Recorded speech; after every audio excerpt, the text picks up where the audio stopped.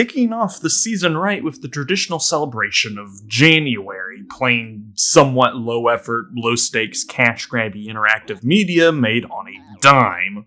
For real, there's a reason why Red Letter Media coined the phrase, "Fuck you, it's January," as both films and games do somewhat share what I will call dead months.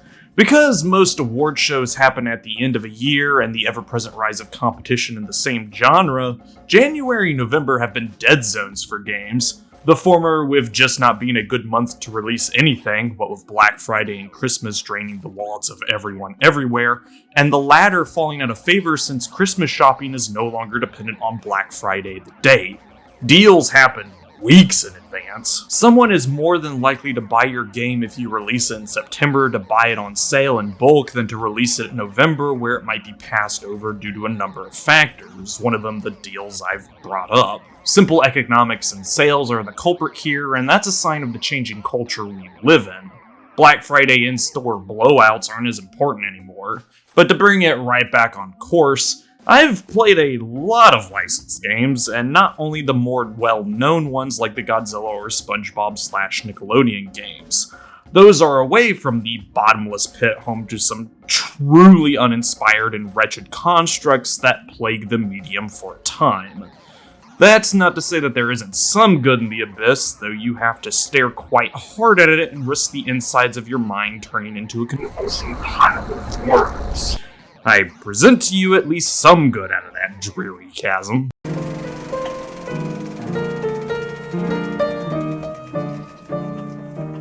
While many of you will point out that Disney Interactive is the main group to profile akin to a noir detective scoping out a case, you would be partially wrong.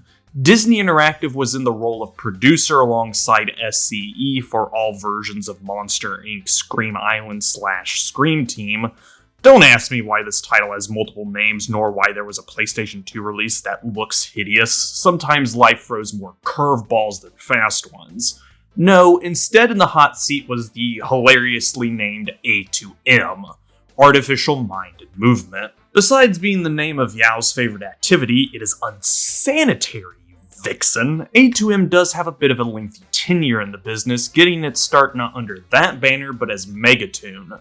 Circa 1992, destination Quebec City, Quebec, Canada.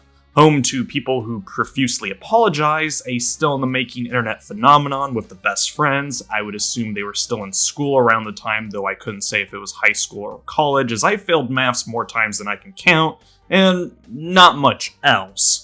Video games hadn't been established as much within my neighbor to the north, so opening a studio was even riskier than usual compared to other countries. From Newswire in 1992, when the Quebec multimedia and video game sector was in its infancy, Megatoon took significant risks by launching an independent studio. Remy Rancine was the man in charge, spearheading both Megatoon and another studio, the CD-ROM-based Multimedia Interactive, before their acquisition by Mallow Film Communications. This is honestly a weird little venture in A2M's history, mostly because, yeah, Mallow, not the SCP, you degenerates, was a film company that didn't have a lot of business handling video games. And while Remy was the founder and co-founder of Megatoon and MIM, he was basically downgraded by the acquisition, having to take a general manager role at MFC. That said, Megatoon was already working on a game before they were merged into Mallow, that being Jersey Devil, which has the distinction of being Canada's first game developed for consoles. That's a neat little fact, and I'll add one more. The game saw a European release first in December of '97. This led to these first-run copies having less polish than the later '98 American and Japanese releases. Despite reviewing middling, a GameSpot review pull quote going as such, while Jersey Devil had all the right elements in place, it didn't have the proper tuning to make the whole thing work. The Sony-distributed title caught the eyes of LTA regular Infogrames, pre-wearing the skin of Atari as if they were originally the company. This opened the door for Megatoon to develop 99's Bugs Bunny Lost in Time, kinda setting the precedent for them as a developer. No joke, once Remy reacquired Megatoon and MIM, merging the two into A2M in 2000, most of their portfolio is licensed titles such as Scream Team. In fact, most of the interesting tidbits surrounding A2M happens after this saga of their time in the coil, as they no longer go under that name. A2M is actually Behaviour Interactive, developer of Wet, Naughty Bear, and a little game by the name of Dead by Daylight, which was produced by the Swedes behind Payday 2, Starbreeze. Quite a jump from licensed developer to creating a game I shamefully have way too much time in. I had to dance a bit around that reveal, as I did alter a quote so as to not spoil the bombshell, but the description of the video gives it away anyway. Back to the game itself, Scream Team saw release on the PlayStation 1 on October 30th, 2001 in the US, a few days after the movie's exclusive showing at the El Capitan Theater, but a few days before its general release. That means, on a technicality, Scream Team does spoil quite a bit of the movie with the scenes it uses from it. Europe got it later in 2002 for both the PlayStation 1 and the greatest console to ever bless the face of us uncultured plebeians, the PlayStation 2. Scream Team would then see a re-release on the PlayStation 3 store in 2011. But instead of tackling that version of the game, or the Windows release, which is its own separate beast, I will be looking at the emulated PlayStation 1 version, mostly for nostalgia, as I have memories of Scream Team on the PlayStation 1, not the PS Triple, despite the fact that I'm running it through a computer.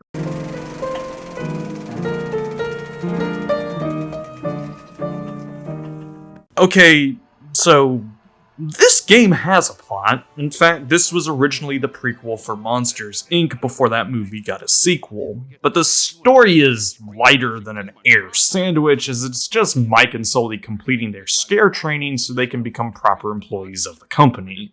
The only cutscenes you get within the game's engine are basically Waternoose telling the boys what they have to do next or congratulating them for their efforts, while the animated cutscenes are clips from the movie I can't show without Michael Mouse tearing down the walls of my establishment and sucking the life force drive from what remains of my twisted frame.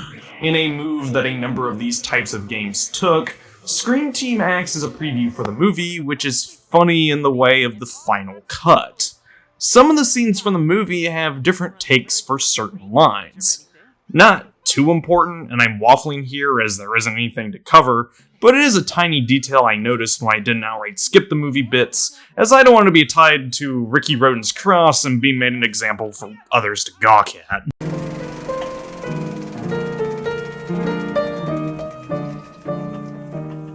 This is a bit of an odd case here, as I'm split on the visual front. On one hand, all the characters from the movie sans Randall look blocky? Off? Not good? Top scare producers, we're going to make things a bit more challenging. Oh, well, at least we made it this far. Hey! Your first destination is Urban Field.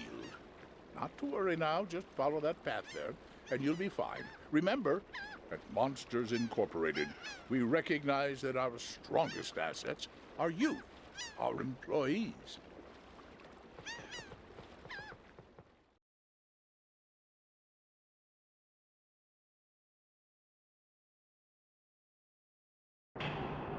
And I don't mean blocky in that polygonal PlayStation 1 way.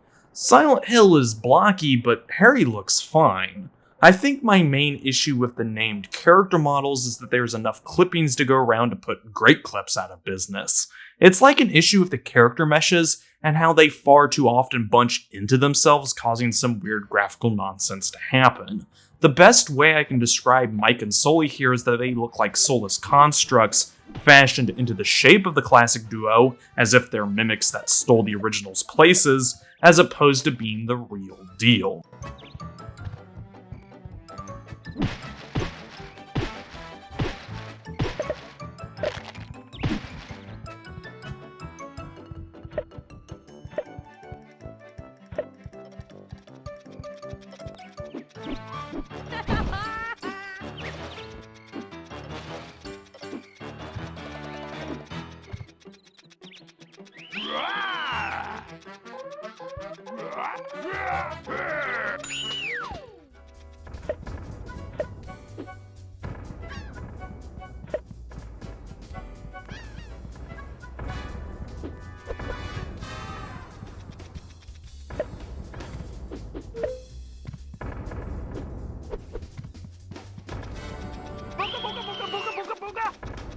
booga booga booga booga booga. Ow, ow, ow, ow.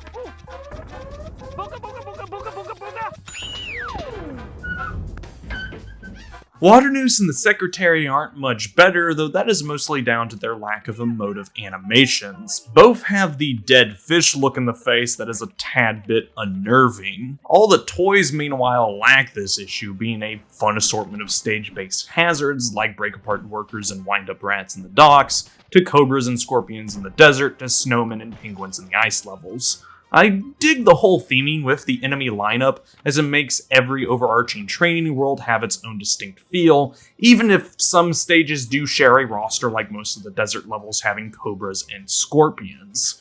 My only nitpick here is that the urban training area is the peak when it comes to the toys, as almost all the levels there have a unique threat. Helping this along are the animations, giving each model a bit of life. Mike and Sully are the standouts here, with their scares being the #1 reason to play this game. What one the duo will use is randomized for the most part, so it is a joy to see one you haven't before.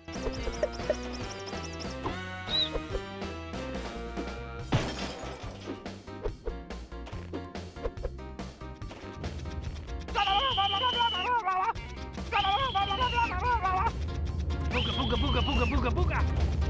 Booga booga booga booga booga booga. Ow, ow.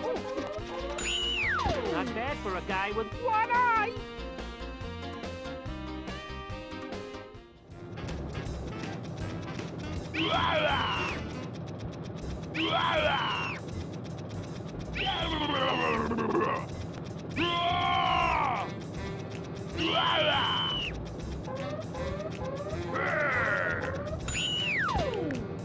Alright! Yeah!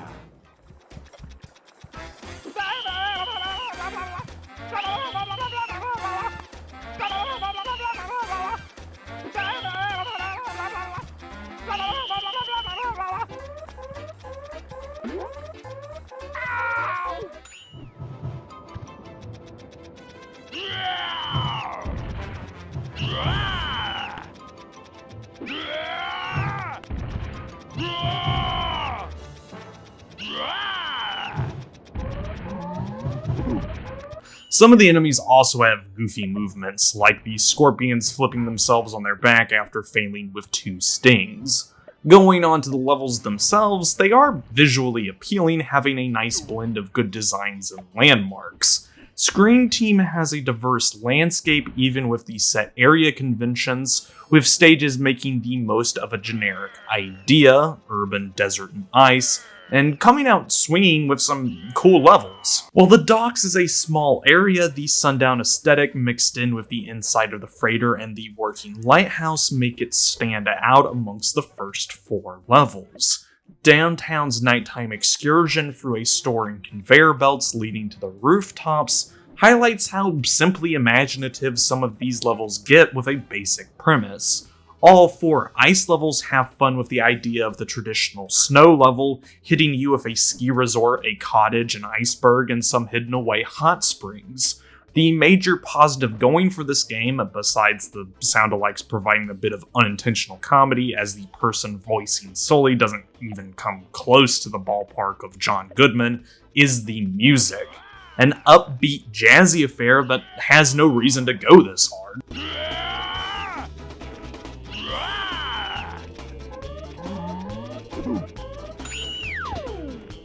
Alright! Yeah!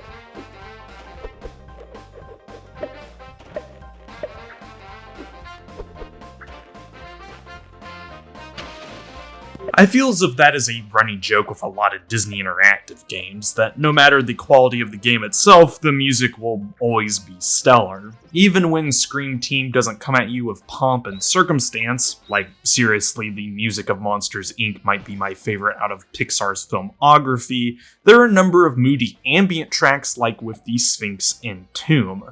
It's good stuff all around, which exceeds the expectations for licensed video games of the era and harkens back to the likes of Capcom's Aladdin, when movie tie-ins were actually pretty good.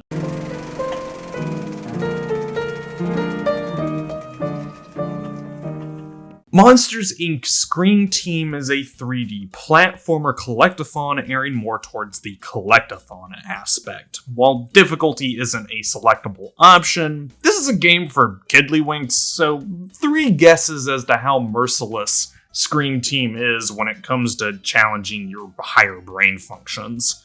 Most of mine have been eroded into a sinewy mess of blood-like fibers. But it only took me about 3 hours to complete the game fully. Most of you will probably take around the same time or less, since I'm bad at platformers. Anyway, Scream Team is fairly traditional in terms of the formula, outside of there being a tutorial to introduce some game-specific ideas to you. Levels are separated into 3 main hubs, with each having 4 stages a pop. Splitting off the hubs is a race against Randall, requiring you to grab a certain amount of tokens and cross the line before he does. These 3 pursuit stages acting as boss fights and progress gates, as beating them unlocks the movement items like the trampolines, dash pads, and fling shots needed to complete stages.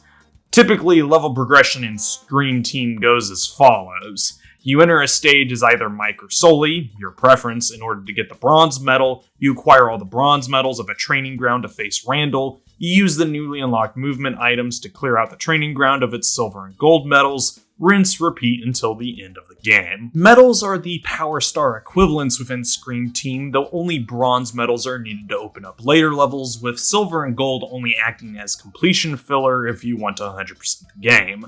How you get these medals, however, is a tad different from other collectathons. Instead of a straight A to B course, every stage in Scream Team is hub-like, but don't think along the lines of Super Mario 64. There aren't various goals for a single stage like Race Koopa the Quick or Get the Red Coins. Each stage has the same requirements to get the 3 medals. Bronze medals require you to scare at least 5 nerves, silver tasks you with finding 10 monstering tokens, while gold has you scare all nerves within the level, the final one of a stage only spawning in after collecting the silver medal. The spicing question that shakes things up is that you can't willy-nilly scare nerves off the bat. Doing so will earn a laugh from the mocking robotic children and an ego check you have to roll a d10 for. You have to procure ooze first to scare nerves. Don't question it, I'm assuming the goo has mystical properties that allow monsters to scare children, or failing that, imagine the ooze as the leftover remains of Ivan, seen as that CGI work could horrify any child. Goo comes in 2 flavors, Ecto Cooler Green and Bloody Sunday Red, giving you 1 and 5 points on your scare meter respectively. Squeezing out enough ooze fills up your scare meter on the left of the screen, which tells you which nerves you can tackle. From lowest to highest, blue, green, yellow, orange, and red. Besides that difference, as you climb up the nerve ladder, the longer it takes to scare them during the QTE, with blues just needing 2 scares, while red's around 6. Scaring the nerves is as easy as approaching them when you have the correct amount of goo, hitting the context-sensitive button to initiate the QTE, then begin mashing whatever button the game tells you to press. A thing to note is that you aren't invincible when in the QTE. If an enemy catches a whiff of Mike or Sully frightening children, they can and will knock you out of the minigame, forcing you to begin it over again. It is also possible to fail or quit out of the QTE, but nothing bad happens unless you don't like children laughing at you.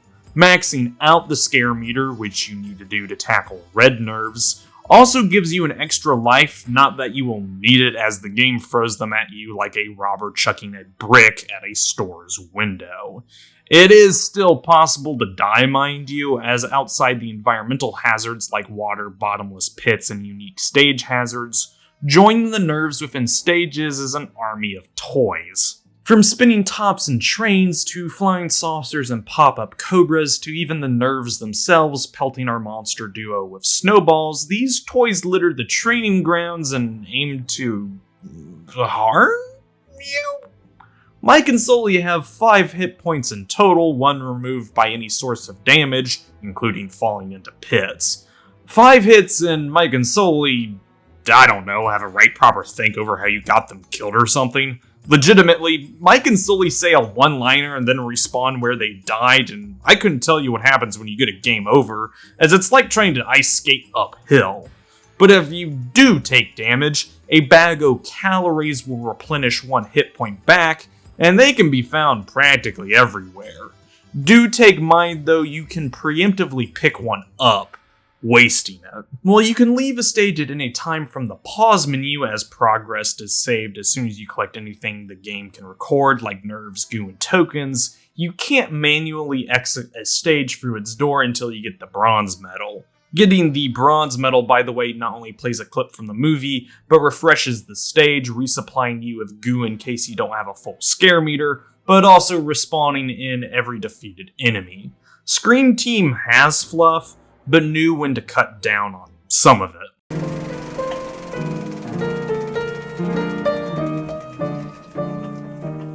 Something that is neat right out of the get-go is that both Mike and Sully are playable. Switching between the 2 friends and workmates is as simple as choosing who you want when you enter a stage. The main licensed game based on the movie has Sully as the only playable character, so Scream Team giving you both is a feather in the cap, and that's the tip of the iceberg. The duo has completely distinct movesets from the other, providing a somewhat varied experience for a level based on who you pick. I'll designate Sully as the fighter out of the 2. James P. has easier to land attacks, owing up to his larger size, with his moving tail swipe able to clock foes in his parameter while he continues to trudge ahead, and his belly flop pounce has 2 hitboxes, the flop itself and the shockwave it creates. Michael Wazowski, on the other hand, is the acrobat of the twosome. Because of his smaller size, he lacks a wide hitbox for a lot of his moves, but he trades them in for added utility. Mikey's dash attack gives him a bit of added speed, his pounce is a repeatable Pac-Man World butt bounce that serves as the best attack in the game, and the Meme Man has 1 extra trick up his sleeve compared to his furry counterpart, a hover jump. Holding the jump button after double jumping gives Mike a little bit of hang time, helping out in those tougher platforming sections. The main reason to switch between the pals, though, is that they have their own line of scare actions, from their basic ones to their finishers. While Mike and Sully both have their own version of the gun show, making OSW proud as only people out of shape should do it for heat, our furry friend gets the paper bag pop, the fake head scare, and the disco dead. No, seriously, one of Sully's finishers is to bust out some Saturday Night Fever to the dismay of the nerves. Guess they aren't fans of John Travolta's later works. Mikey, meanwhile, has the jumping tumble, the eye poke, and the twerk. Never would I thought I would have to type and say the phrase. Michael Wazowski, co-star of Monsters, Inc. and Big Meme Legend, shakes his moneymaker to scare robotic children so he can become a proper member of Monsters Incorporated, but here I am, terrified out of my mind at the implications of what this means. Does Michael Wazowski have experience with... Moving on to the levels themselves, while I do think the desert area is a bit samey for all 4 stages, urban and snow each come at their gimmick with gusto, hitting a wide range of ideas under their theme umbrella. For urban, you visit all the major parts of a metropolitan city, including a park, marketplace, downtown, and docks. Better known as the docks. It really feels like you're jumping between zones within the same city and seeing the sights. From the Chinatown-inspired marketplace to the sunset skyline of the docks, Scream Team puts its best foot forward on the visual front. The ice area, meanwhile, hits all the varying aspects that the cold weather can bring. From comfy cottages and ice palaces to ski resorts and hidden hot springs, Scream Team shows that there's more to chilly levels than ice physics and snow-covered fields. Speaking of, the hot springs houses the singular instance of ice causing you to slip and slide, calling to attention that there was at least some thought and effort put into the individual segments of the training yards. These aren't big stages either, a positive in the Collectathon book, as you don't have to scour around for many collectibles, and by far one of the biggest positives for this game is that Scream Team bookmarks your progress within a stage. Goo amount, nerve scared, and tokens collected are automatically recorded, so when you have to return to a stage to finish it out, all you have to do is shoot for the missing items. They could have easily forced you to recollect goo for each stage, but the fact that they didn't speaks volumes on Scream Team wanting to cut out most of the busy work. Most of it, anyway.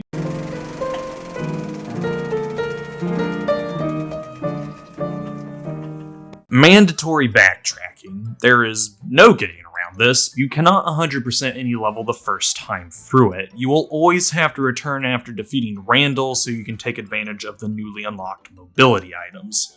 Some levels are worse than others in this regard, mostly the bottom 2 desert stages and the entirety of the ice world. All 6 require the fling shot to get the silver and gold medals, essentially artificially expanding the runtime of the game because it is forcing you to revisit previous levels to pick up the remaining items, usually 2 nerves and around 3 tokens.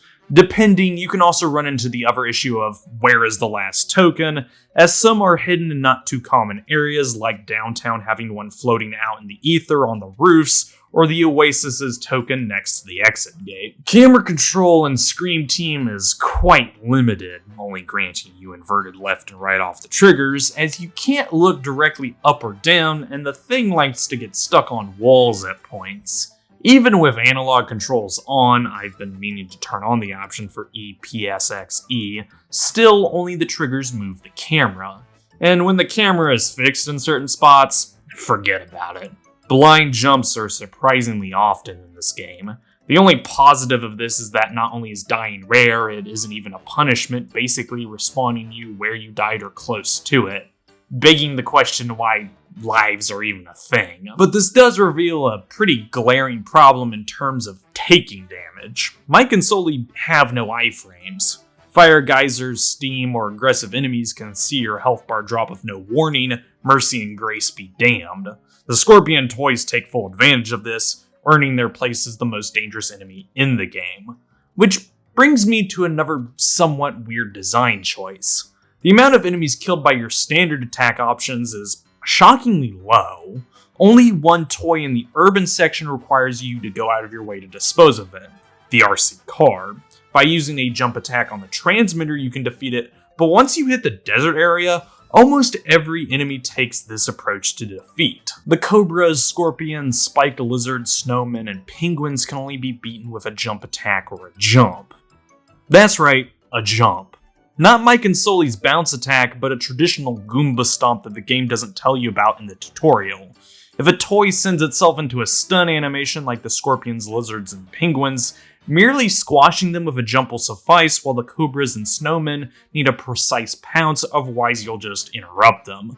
There's a reason why Mike is higher tier than Sully, as handling latter half enemies with repeated ball bounces works better than a belly flop that has a higher chance of hitting with the shockwave portion than the belly part. The gameplay loop in of itself is shallow, but take this as a nitpick since we are operating on budget title logic here. A 3-hour experience has samey gameplay? Next thing you'll tell me is that early 2000s games have poor audio mixing. It comes with the territory.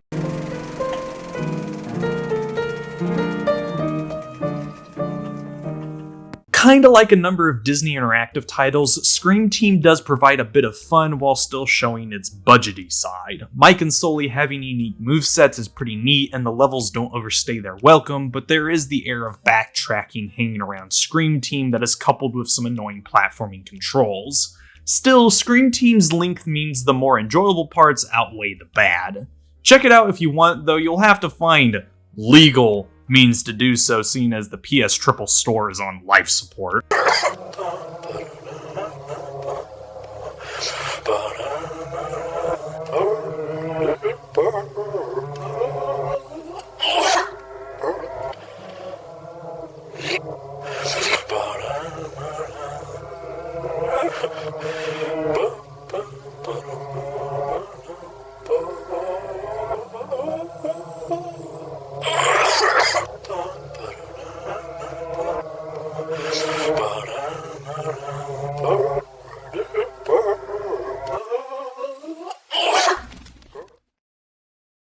I wasn't expecting the behavior revelation in this video, but that just goes to show you that you can come from anywhere and potentially become a somewhat well-known developer that has issues balancing out their garbage asymmetrical horror game. There goes all the die-hard fans of Dead by Daylight, a game I will only play with those in the inner circle so as to ease my own pain. Not saying that I didn't have fun, trust me I did, but a lot of the stuff surrounding Dead by Daylight is tiring to an insane degree. And I know someone in the inner circle will agree with me, seeing as he has, almost 1,000 hours into it? That man has been there since day one and has stories to tell. And not to break away too into a tangent at the end of the video, I kinda mushed the two opening segments into one for what I will dub standard videos, seeing as I already do one opening bit for videos I do specialty cards on. Sometimes I don't have as interesting a story to tell for my opening monologue to fill too. Anywho, this show is made possible with the likes of the moviegoers within the Peanut Gallery and Inner Circle. Consider buying a ticket at patreon.com/let's talk about games, no apostrophe in the let's, for behind the scenes access to LTA scripts, thumbnails, other bonus material, your name in the credits, and early screenings of episodes, plus the Showtime reels. December saw me get into the Christmas spirit, providing a double header in both Godzilla and Kirby, while January will see me snap into it Pokemon style with Pokemon Snap. Ooh yeah! And as always, this showing of Monsters Inc. Scream Team is over, but stay tuned to our next feature involving a spindly Johnny, what a reference, video games, the concept, not the medium, and custard pies.